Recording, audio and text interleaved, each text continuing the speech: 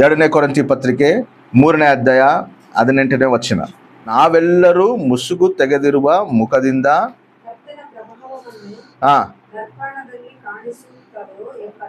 ಎಂಬಂತೆ ದೃಷ್ಟಿಸುವವರಾಗಿದ್ದು ಪ್ರಭಾವದಿಂದ ಅಧಿಕ ಪ್ರಭಾವಕ್ಕೆ ಹೋಗುತ್ತಾ ಪ್ರಭಾವದಿಂದ ಅಧಿಕ ಪ್ರಭಾವಕ್ಕೆ ಬರಬೇಕಂತ.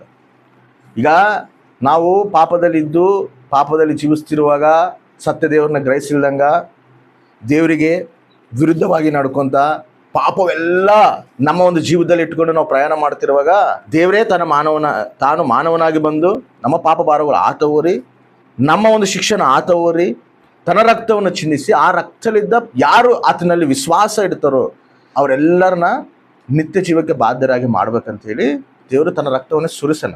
ಇವಾಗ ನಾವೆಲ್ಲರೂ ಏನು ಮಾಡೀವಿ? ನಮ್ಮ ಸಲುವಾಗಿ ರಕ್ಷಕನು ಬಂದನ, ತಾನೇ ಮಾನವನಾಗಿ ಬಂದು ತನ್ನ ರಕ್ತವನ್ನು ಚಿಂದಿಸನ. ನಾವೆಲ್ಲರೂ ಆ ರಕ್ತನ ಆಶ್ರಯಿಸ್ಕೊಂಡಾಗ ನಾವೆಲ್ಲರೂ ನೀತಿವಂತರಾಗ್ತೀವಿ, ಆ ನಿತ್ಯ ರಾಜ್ಯಕ್ಕೆ ನಾವು ಬಾಧ್ಯರಾಗ್ತೀವಿ ಅಂತೇಳಿ ವಿಶ್ವಾಸಲಿದ್ದ ಯಾರು ನಂಬಿಕೆ ಇಡ್ತಾರೋ ಆ ನಂಬಿಕೆ ಅವನ ಲೆಕ್ಕಕ್ಕೆ ನೀತಿ ಎಂದು ಎನಿಸಲ್ಪಡಿತು ಅಂತೇಳಿ ದೇವ್ರ ವಾಕ್ಯ ಐತಿ. ನಾವು ನೀತಿವಂತರ ಆಗಬೇಕಂದ್ರೆ ನಂಬಿಕೆಲಿದ್ದೇನೆ ನಾವು ನೀತಿವಂತರ. ನಾವೇನು ಮಾಡೀವಿ?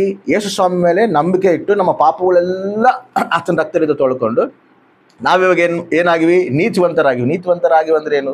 ಆತನ ನೀತಿ ವಸ್ತ್ರ ನಮಗೆ ಧರಿಸೋಣ. ಕ್ರಿಸ್ತು ನೀತಿ ವಸ್ತ್ರವು ನಮಗೆ ಧರಿಸಿದಾಗ ಇವಾಗ ನಾವು ನೀತಿವಂತರಾಗಿ ನಾವು ಇಲ್ಲಿ ಕೂತ್ಕೊಂಡಿವಿ. ಇಲ್ಲಿ ಕೂತ್ಕೊಂಡಾಗ ಕೂಡ ನಮಗೆ ಅರ್ಹತೆ ಇಲ್ಲ, ಯಾವ ಅರ್ಹತೆ ಇಲ್ಲದವರು ನಾವು. ಕೇವಲ ನಾವು ಇಲ್ಲಿ ಕೂತ್ಕೊಂಡಿವಿ ಅಂದರೆ ಆತನ ಕೃಪೆಲಿದ್ದ, ಆತನ ಮಾಡಿರುವಂಥ ಪ್ರಾಣ ತ್ಯಾಗಲಿದ್ದ, ಮತ್ತೆ ಆತನ ಹೆಂಗೆ ಪುನರುತ್ಥಾನ ಗೆದ್ದನೋ ಹಂಗೆ ನಮ್ಮನ್ನ ನೂತನ ಸೃಷ್ಟಿಯಾಗಿ ನಮ್ಮನ್ನ ಈ ಒಂದು ಸನ್ನಿಧಿನಲ್ಲಿ ನಮ್ಮನ್ನ ಕುಂದಿರ್ಸಾನ, ಪ್ರಭಾವ ಮಾಡೋಣ ನಮ್ಮನ್ನು. ಸರಿ, ಇವು ಪ್ರಭಾವದಲ್ಲಿದ್ದೀವಿ. ಪೌಲ್ ಏನಂತ ಹೇಳ್ತಾನಂದ್ರೆ ಇವಾಗ ನೀವು ಅಧಿಕ ಪ್ರಭಾವದಲ್ಲಿ ಬರಬೇಕು. ಕ್ರಿಸ್ತ ರಕ್ತದಿಂದ ತೊಳೆಯಲ್ಪಟ್ಟಿವಿ, ದೇವ್ರ ಸನ್ನಿಧಿನಲ್ಲಿ ನಾವು ಎದೀವಿ, ಆ ಪ್ರಭಾವನ ನಾವು ಧರಿಸ್ಕೊಂಡಿವಿ. ಇವಾಗ ಪ್ರಭಾವ ದೇವರು ನಮಗೆ ಉಚಿತಾರ್ಥವಾಗಿ ಕೊಟ್ಟನ. ಇವಾಗ ಪೌಲ್ ಏನಂತ ಹೇಳ್ತಾನಂದ್ರೆ ನೀನು ಪ್ರಭಾವದಲ್ಲಿ ಬಂದಿ, ಇವಾಗ ನೀನು ಅಧಿಕ ಪ್ರಭಾವದಲ್ಲಿ ಬರಬೇಕು. ಅಧಿಕ ಪ್ರಭಾವದಲ್ಲಿ ಹೆಂಗೆ ಬರ್ಬೇಕಪ್ಪ? ಅಧಿಕ ಪ್ರಭಾವದಲ್ಲಿ ನಾವು ಹೆಂಗೆ ಬರಕ್ ಆಗ್ತದೆ ಅಂತ ಹೇಳಿದ್ರೆ ಕ್ರಿಸ್ತ ರೂಪದಲ್ಲಿ ನಾವು ಬರದೆ ಅಧಿಕ ಪ್ರಭಾವದಲ್ಲಿ ಬರೋದು. Amen, hallelujah. ಯೇಸು ಸ್ವಾಮಿ ರಕ್ತಲಿದ್ದ ನಾವು ತೊಳೆಯಲ್ಪಟ್ಟು ನಮ್ಮ ಪಾಪಗಳೆಲ್ಲ ನಾವು ಪರಿಹಾರ ಮಾಡ್ಕೊಂಡು ಇಲ್ಲಿ ಕುಂತೀವಿ. ಆದರೆ ಆದಾಮ ಸ್ವಭಾವವು ಇನ್ನ ನಮ್ಮಲ್ಲಿ ಐತೆ, ಇನ್ನ ನಮ್ಮಲ್ಲಿ ಸರಿಪಡಿಸ್ಕೊಂಡು ನಾವು ಎಷ್ಟು ಅದಾವ, ಇನ್ನ ನಮ್ಮಲ್ಲಿ ದೇವರಿಗೆ ವಿರುದ್ಧವಾದ ಗುಣಗಳು ಎಷ್ಟು ಅದಾವ. ಸರಿ, ಆತನ ರಕ್ತದಿಂದ ನಾವು ತೊಳೆಯಲ್ಪಟ್ಟು ನಾವು ನೀತಿ ವಸ್ತ್ರ ಧರಿಸ್ಕೊಂಡಿವಿ, ನಿತ್ಯ ಜೀವಕ್ಕೆ ನಮ್ಮನ್ನು ಬಾಧ್ಯರಾಗಿ ಮಾಡೋಣ. ಆದ್ರೆ ನಿತ್ಯ ಜೀವಕ್ಕೆ ಬಾಧ್ಯರಾಗಿ ಮಾಡಿದಾಗ ನಮ್ಮನ್ನು ಇನ್ನ ಪರಿಪೂರ್ಣವಾಗಿ ದೇವರ ಪ್ರಭಾವದಲ್ಲಿ, ಕ್ರಿಸ್ತು ಪ್ರಭಾವದಲ್ಲಿ, ಕ್ರಿಸ್ತು ರೂಪದಲ್ಲಿ ಬರ್ಬೇಕಂತೇಳಿ ಪೌಲ್ ಹೇಳ್ತಾನೆ. ನಮ್ಮನ್ನು ನಾವು ಪರೀಕ್ಷಿಸ್ಕೋಬೇಕು. ನಾವು ಕ್ರಿಸ್ತು ರೂಪದಲ್ಲಿ ನಾವು ಬರ್ತಿದೀವಾ? ಇನ್ನ ಹಳೆ ಸ್ವಭಾವಗಳು ನಮ್ಮಲ್ಲಿ ಅದಾವ? ಇನ್ನ ಆ ಪಾಪ ಸ್ವಭಾವಗಳು ನಮ್ಮಲ್ಲಿ ಅದಾವ? ಆ ಪಾಪ ಗುಣಗಳು ನಮ್ಮಲ್ಲಿ ಅದಾವ?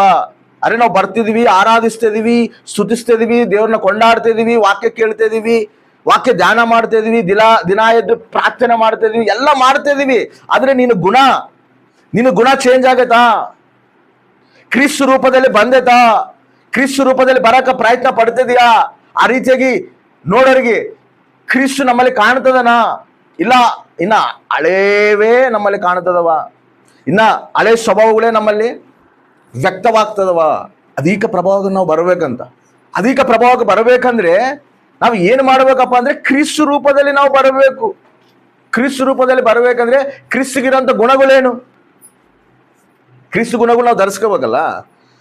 ಕ್ರಿಸ್ತು ರೂಪದಲ್ಲಿ ಬರ್ಬೇಕಂದ್ರೆ ಕ್ರಿಸ್ತು ಗುಣಗಳು ನಾವು ಧರಿಸ್ಕೋಬೇಕು. ಕ್ರಿಸ್ತು ಗುಣಗಳು ಧರಿಸ್ಕೋಬೇಕಂದ್ರೆ ಕ್ರಿಸ್ತಗಿರುವಂಥ ಗುಣಗಳೇನು? ಸರಿ, ಒಂದು ನಾಲ್ಕು ಗುಣಗಳು ನಾನು ಹೇಳ್ತೀನಿ ನೋಡ್ರಿ. ದೇವರಿಗೆ ಯೇಸು ಸ್ವಾಮಿಗಿರುವಂಥ ಗುಣ ಏನಪ್ಪ ಅಂದ್ರೆ ಆತನು ಪ್ರೇಮಾಸ್ವರೂಪಿ. ಏನು? ಆತನು ಪ್ರೇಮಾಸ್ವರೂಪಿ. ಅದು ಗುಣ ಅದು. ಅದೇ ರೀತಿಯಲ್ಲಿ ಆತನು ಪರಿಶುದ್ಧನು. ನಾನು ಪರಿಶುದ್ಧನಾಗಿದ್ದೀನಿ, ನೀವೂ ಪರಿಶುದ್ಧರಾಗಿರ್ರಿ ಅಂತ ಹೇಳೋಣ. ನನ್ನಲ್ಲಿ ಯಾವ ಪಾಪವೂ ಇಲ್ಲ, ನನ್ನಲ್ಲಿ ಪಾಪ ಇದ್ದಂತೆ ಯಾರಾದ್ರೂ ರುಜು ಮಾಡ್ತೀರ ಅಂತೇಳಿ ಸವಾಲು ಮಾಡೋಣ. ಪ್ರಪಂಚನೇ ಆತಗೆ ಸಾಷ್ಟಾಂಗ ಪಟ್ಟೈತೆ, ನಿನ್ನಲ್ಲಿ ಯಾವ ಪಾಪನೂ ಇಲ್ಲಪ್ಪ, ನಿನ್ನ ನೀತಿವಂತನು.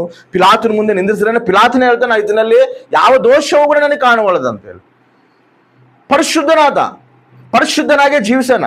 ಅದೇ ರೀತಿಯಲ್ಲಿ ತರ ಪ್ರಾರ್ಥನೆ ಜೀವಿತ, ಯೇಸು ಸ್ವಾಮಿನಲ್ಲಿರುವಂಥ ಪ್ರಾರ್ಥನೆ ಜೀವಿತ ಅದು ಎಷ್ಟೋ ಉನ್ನತವಾದದ್ದು. ಯಾವಾಗಾದ್ರೂ ಕೂಡ ಪ್ರಾರ್ಥನೆ ಮಾಡುವಾಗ ತಂದೆ ಚಿತ್ತನ ಹೆಂಗೆ ನೆರವೇರಿಸಬೇಕು, ತಂದೆ ಉದ್ದೇಶನ ಹೆಂಗೆ ನೆರವೇರಿಸಬೇಕು, ಪ್ರಾರ್ಥನೆದಲ್ಲಿ ಅದೇ ಇರ್ತತೆ. ಅದೇ ರೀತಿಯಲ್ಲಿ ಕೂಡ ತನಗೆ ಇನ್ನೊಂದು ಗುಣ ಏನಂದ್ರೆ, ಯಾವಾಗಲೂ ತಂದೆ ಚಿತ್ತ ನೆರವೇರ್ಸಕ್ಕೇ ಪ್ರಯಾಸ ಪಡ್ತಿರ್ತಾನೆ. ತಂದೆ ಚಿತ್ತ ನೆರವೇರ್ಸಕ್ಕೇ ಆತ ಭೂಮಿ ಮೇಲೆ ಬಂದಿರೋದು, ಆ ತಂದೆ ಚಿತ್ತ ನೆರವೇರ್ಸಕ್ಕೆ ಜೀವಿಸಿರೋದು.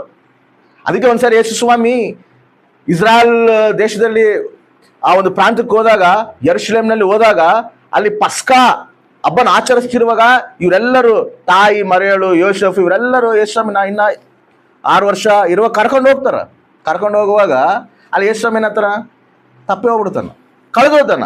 ಇವ್ರೇನು ಅನ್ಕೊಂತಾರ, ನಮ್ಮ ಜೊತೆಗೆ ಬರ್ತಾನೆ ಕೂಡ ಅನ್ಕೊಂತಾರೆ. ಹಿಂದೆ ತಿರುಗಿ ನೋಡಿದಾಗ ಯೇಸುಸ್ವಾಮಿ ಇರೋದಿಲ್ಲ.